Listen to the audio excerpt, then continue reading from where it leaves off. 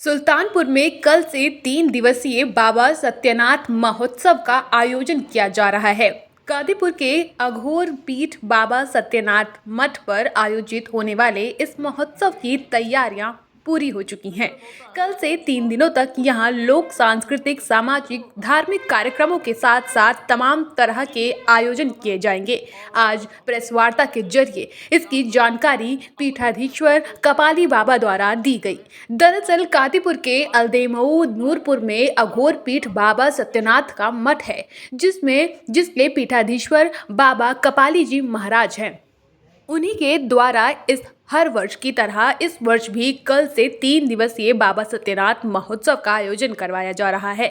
इस दौरान महोत्सव की शुरुआत विशाल शोभा यात्रा से होगी। वहीं महोत्सव में कई प्रदेशों के कलाकार द्वारा लोकगीत, लोक नृत्य जैसे कार्यक्रम प्रस्तुत किए जाएंगे। इसके साथ ही कई धार्मिक और सामाजिक संगोष्ठियों का भी आयोजन किया जाएगा। इसी को लेकर मीडिया से सम्मुख हुए कार्यक्रम के आयोजक और अघोर पीठ सत्यनाथ मठ के पीठाधीश्वर अवधूत उग्रचंडेश्वर कपाली बाबा क्या कहे हैं, आप भी सुनिए।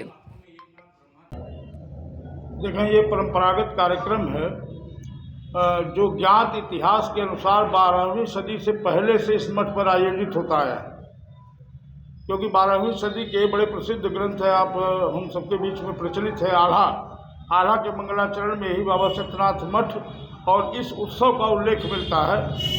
तो बड़ा प्राचीन कार्यक्रम है और जैसे हर धार्मिक कार्यक्रम अपना एक विराट रूप ग्रहण करता जा रहा है, वैसे ही ये भी अब अपने ग्रामीण परिवेश से निकल करके राष्ट्रीय परिवेश धारण कर रहा है यह उत्सव। और बाबा सत्यनाथ नवनाथों में एक प्रमुख नाथ हैं, जिनका माँ पार्वती और भगवान शिव के बाद प्रथम स्थान माना गया है शास्त्रों में, और ये ब्रह्मदेव के अवतार हैं, पितामह ब्रह्मा के अवतार हैं। बाबा सत्यनाथ की यह पुण्य भूमि है जो लुप्त प्राय बड़ी प्राचीन एक नदी हमारे यहाँ भरतकुंड से होते हुए अपने ज़िले में आकर कादीपुर नामक स्थान पर आदि गंगा गोमती में मिलती है।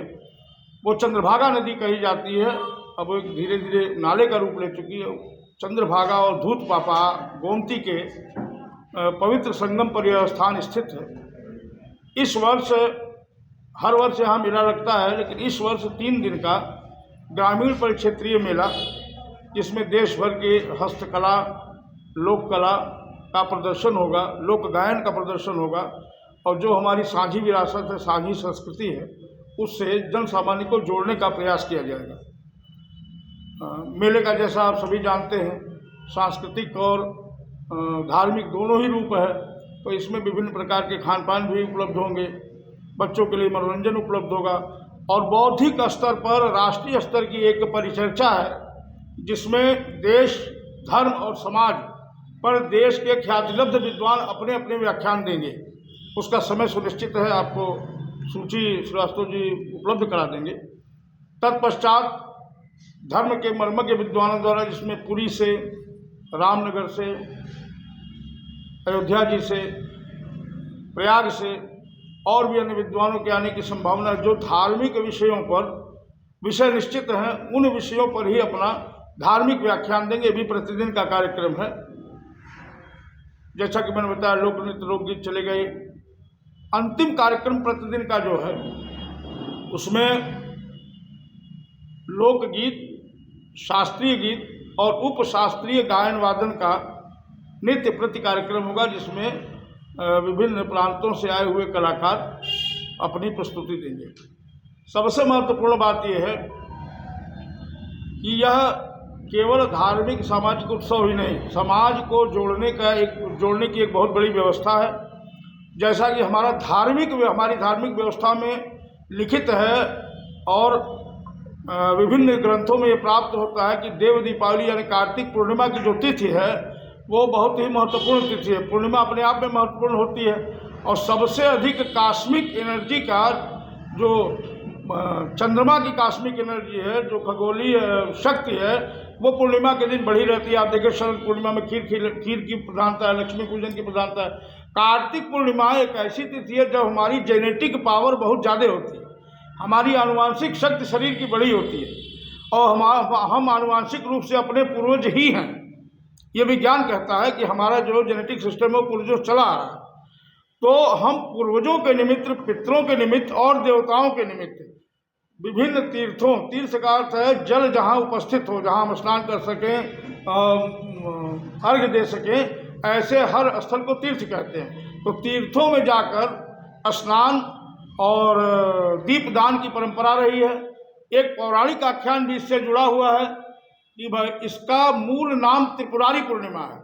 भगवान शंकर जो भारतीय धार्मिक और सामाजिक परंपरा के आधार हैं, उन्होंने आज ही के दिन त्रिपुरासुर का वध किया था। अब ये होता है बहुत से राक्षसों का वध हुआ, त्रिपुरासुर में खास बात क्या है, तो त्रिपुरासुर एक कोई असुर नहीं था, ये एक ऐसी प्रयोगशाला थी, आप स्काई लैब का नाम सुनेंगे, वो अंतरिक्ष में चलती थी, और एक जल से रक्षित थी, एक अग्नि से रक्षित थी, एक वायु से रक्षित थी। ये लैब्स थे जो पूरे संसार में घूमते थे और कहीं किसी पर जगह पर विप्लव मचा देने में सक्षम थे। इन तीनों का जीवन से गहरा संबंध है, वायु का जीवन से गहरा संबंध है, जल का जीवन से गहरा संबंध है, अग्नि का जीवन से गहरा संबंध है। ये तीनों तत्व जीवन के लिए अति आवश्यक हैं। भगवान शंकर ने उस जो इन तीनों तत्वों पर अधिकार करने की एक व्यवस्था थी, एक प्रयोगशाला के माध्यम से उन तीनों प्रयोगशालाओं को अपने त्रिशूल से आज ही के दिन ध्वस्त किया था। इसलिए भगवान शिव के इस कृत्य से प्रसन्न होकर देवताओं ने इस दिन दिवाली मनाई थी, इसलिए इसका एक नाम देव दीपावली भी है।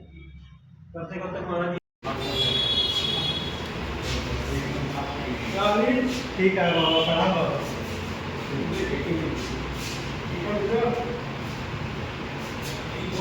हाँ, ठीक है।